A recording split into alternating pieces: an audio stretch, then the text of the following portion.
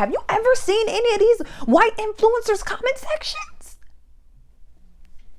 That's what you want. That's what you crave.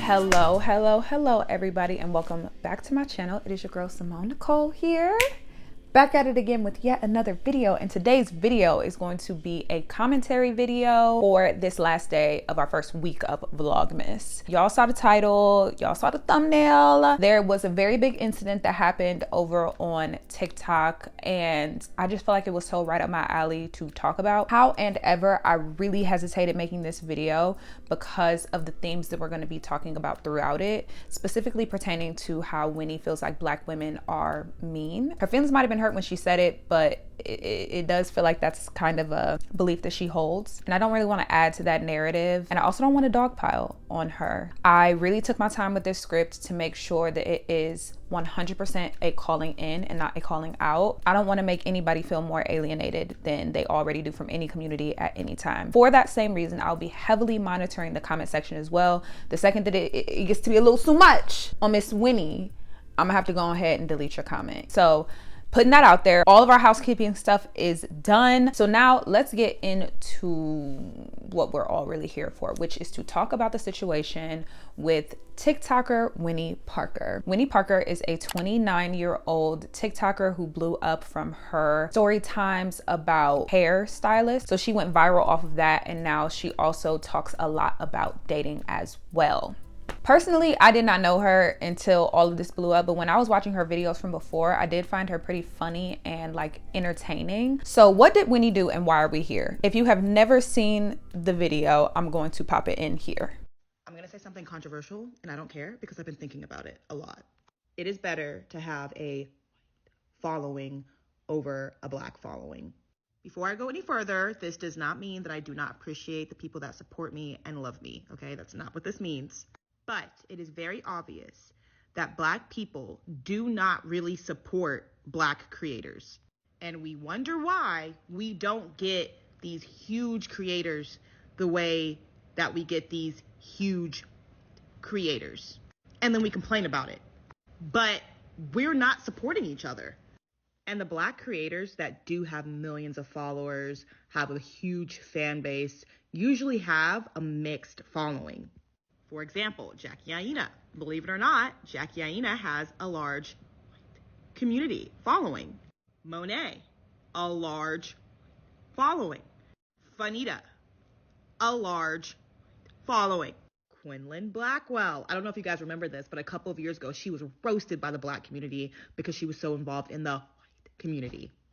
But what's funny is, it's the people and the community that are getting them millions and millions of followers that are boosting their careers. Of course, there are nuances here. It's not black and white, no pun intended, but that's really the gist of things. We don't support as much as people support. I'm not getting all the way to the end of editing this video and realizing that I never blatantly said I vehemently disagree with this take. That's one of the reasons why I really wanted to make this video, and that ended up slipping through the cracks with the rest of the way that this video goes. It was very insulting to me as a Black woman that has a predominantly Black audience that has lifted me up and gotten me to this point thus far, to hear someone else say that Black people don't support each other. We live in Atlanta, which they literally call Black Hollywood. There are people that are quite literally Black famous, making millions of dollars a year off the Black dollar and off of Black people's support only. And in looking through her comment section, a lot of her followers are Black. So it was just very, very confusing and upsetting, but I did want to put on record first and foremost that I vehemently disagree with this take. And I think that it is a very outdated and jaded way of thinking. Winnie got dragged, to say the least, between her comments of her saying that she feels like Black people don't support each other and it's better to have a white audience base, and then her also complaining about how her last sponsorship didn't perform the way that she wanted it to, and essentially blaming it on her audience, specifically her Black audience, for not showing up for her for that. I posted this brand collaboration yesterday, and crickets.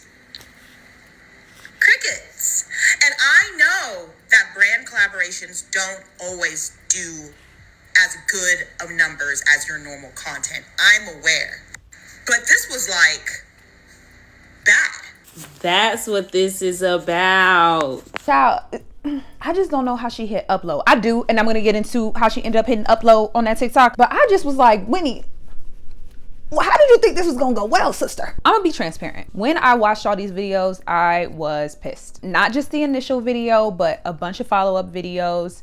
There was a lot of things that were being said that really bothered me. And whenever I'm actually genuinely upset, not just like from stuff off the internet, but in life, I have to examine, why is this thing able to upset me so much? Like, what is this rooted in? What is this being caused by? I had a very particular reaction to this, and I feel like I have a very specific relationship to this specifically because, one, I'm a Black woman. Two, I'm a content creator. And then asterisk under that, I was also a creator at one point that had a mostly white audience. So I can speak to that as a Black woman. The first thing that I want to address out of the list of things I just said is the content creator aspect, like me approaching it from that side. First and foremost, damn, Winnie, people already think that influencers are entitled, and it just was never going to be a good look to get online and complain to your audience that they didn't support your campaign hard enough. No one likes to watch ads. Anytime something is blatantly sponsored, I'm probably gonna scroll, and I am a creator myself. Anytime I see eligible for commission,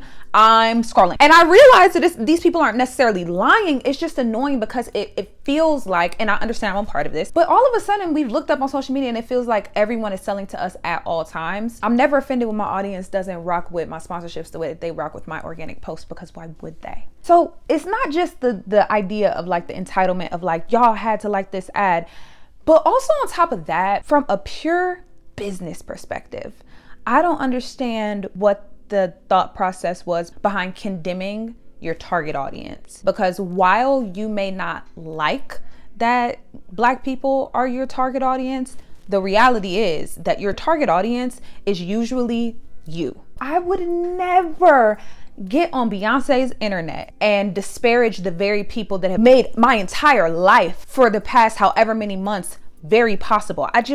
From a business standpoint, that was crazy to me. In addition to this, I wanted to add that it is crazy to attach your branded partnership to a current controversy that you are going through. You could not pay me to associate brand deals with me getting dragged on the internet. And later on, it ended up being discovered that Macy's ended up saying that they will probably never work with her again, which was obvious to me was going to happen because brands hate bad PR. So this was just, from a business standpoint, not the best move. I thought that it was kind of understood that no matter what demographic you fulfill, that your audience will reflect you. It will look like you, because that serves as your base. You have to appeal to people that look like you first, because people are always going to gravitate towards familiarity. I actually have experience with what Winnie is talking about in the sense of like having a predominantly white audience being better, because before I started doing like my own stuff full time, I actually had a show which almost none of y'all know about, which was called Swipe Talk. And it was a show where I co-hosted it with another young woman, but she was white.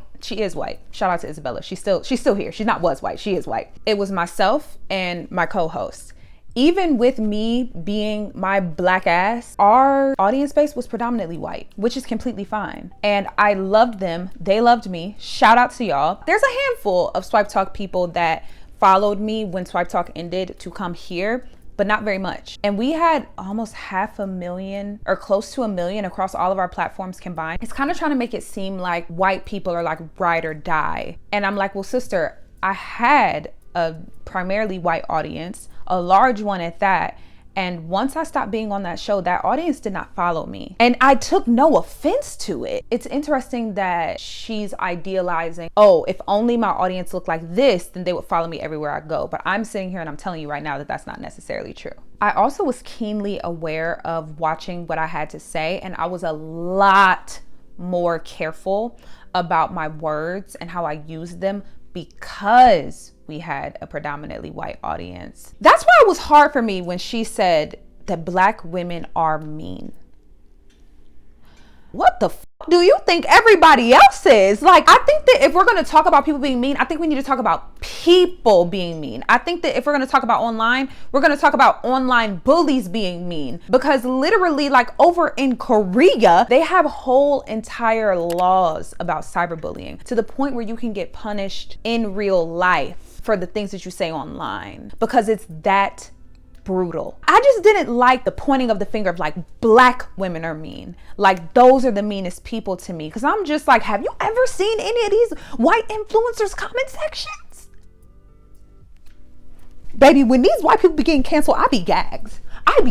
Like, I be like, damn, like they are eating you alive. That's what you want. That's what you crave. Bringing it back. When she said black women are mean, that's when I knew I had to dig deeper. Once I dug, I was like, oh, this is a lot deeper. And then I dug a little deeper and then found out that she only dates white men, or according to her exact words, white men are her preference. And she hasn't said this once, not twice, but at least 3 times that I have seen. I like the white man. And then I'm gonna assume that she probably grew up around predominantly white people. Someone had commented and was like, they'll just never get it unless they like grew up how we did. And she's like, exactly. She kept on saying that she always gets comments talking about how she's whitewashed. If we're going to talk about the black woman to being whitewashed pipeline, I feel like I have seen it happen time and time and time again. And that's where my heart really started to soften for Winnie, actually, because I have had friends that are quote unquote whitewashed because they didn't perform blackness in the way that was acceptable to the black people around them.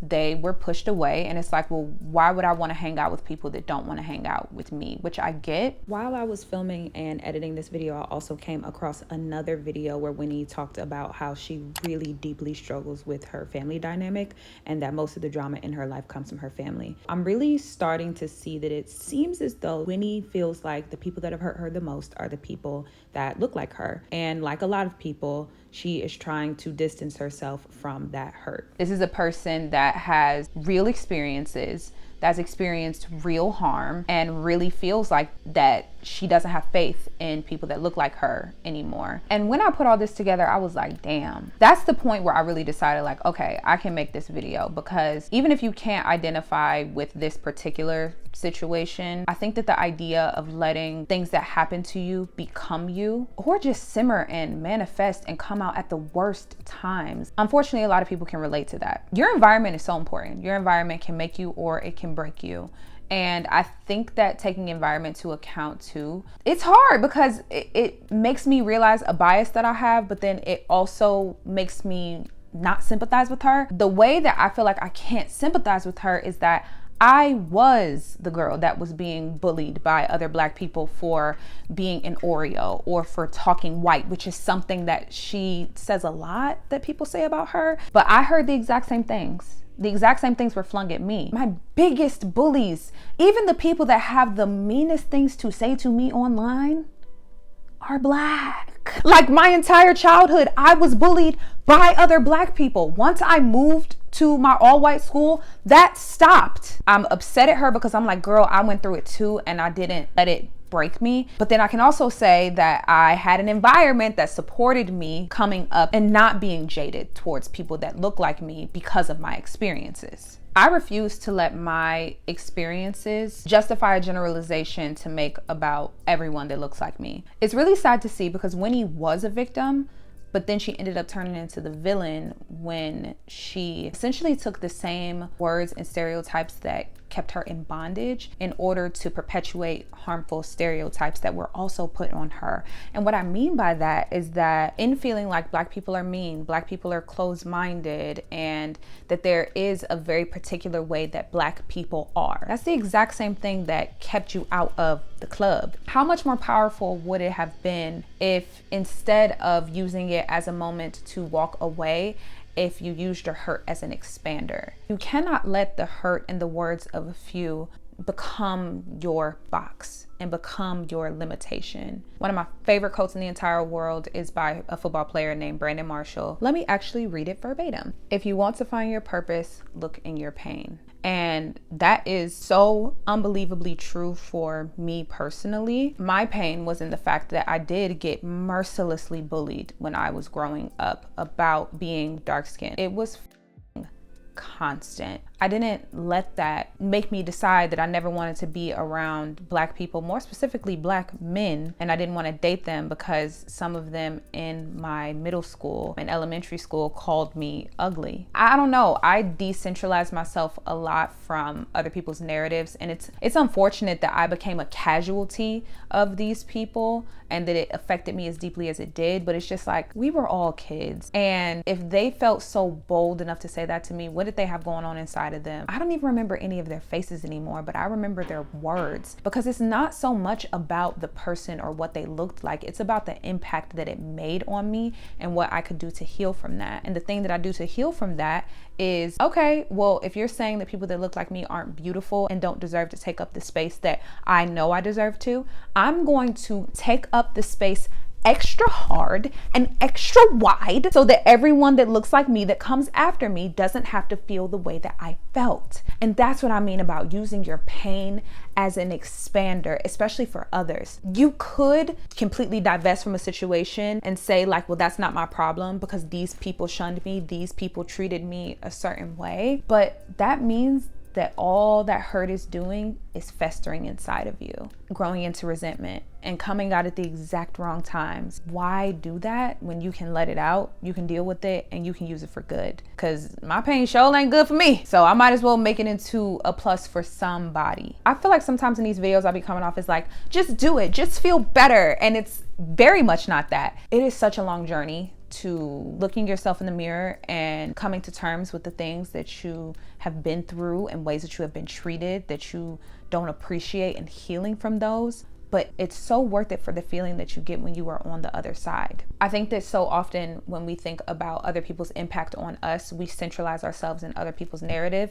And that's the first place that I want y'all to start, is decentralizing yourself from other people's narratives. I don't take a lot of stuff personal, even when people say things to me online. A lot of it tends to roll off my back because I'm just like, damn, crazy that they needed a punching bag and I was just it for today. And some people might call that delulu, but I really think about it as like, okay, but what other option do I have? Because the thing about pain is that it keeps us small. It keeps us from living life because you had this bad experience with X group during this point in your life, so you completely avoid that. Then it happened again, so you completely avoid that. Then it happened again, so you completely avoid that. And now all of a sudden you look up and you're living your life within this much space because these are the means that you have created in which you feel safe. And bitch, that's not living. I just want to remind y'all that wherever you go, there you are. And what you resist will persist. You constantly running away from things that have hurt you in life and trying to live this very safe life isn't a life at all. Getting your feelings hurt, being heartbroken, losing jobs, moving, having to start over, all of these things are just a part of life. The things that tend to be the most impactful and change you as a person, oftentimes, if you let it for the good, are the things that come from your biggest mountains that you had to climb and overcome. So don't run away from them. Use them as a lesson and let them be your teachers. I feel like a running theme throughout all these videos is fixing your mindset so that you can do more in life. I really never want y'all to misconceive me when I'm talking about this stuff like it's just a magic pill and if I think better, I'll do better. Because we still live in the world. We can't stop the world from happening to us, but we can only control what we can control. And your mindset and staying in the best frame of mind possible is the best defense that we have against this world at large. I encourage you to find purpose in your pain and not let it devour you. And the last thing that I just want to say is that I love Black women. I love us. So often we end up getting brought up in situations and it's like, well, how the did we get here? I'm like, what do you say fuck me for? And especially in this situation, I think that it was really hurtful to have another Black woman say these things. Even that being the situation, I don't want Winnie to feel left out. I don't want anybody to feel left out. I want people that look like Winnie, that talk like Winnie, that live lives like Winnie, to have a firm spot in the Black community, because I feel like our generation is working to expand the idea of what it means to be Black and to be a part of this community. Of course, I love all of my audience and my supporters, but because it is not said often enough, I love Black women to infinity and beyond. And that is going to end today's episode. Thank you guys so much for joining me. And that is going to be all for today. I am going to see you guys for yet another day of Vlogmas on Monday. What the fuck is this? I'm like, bye you guys.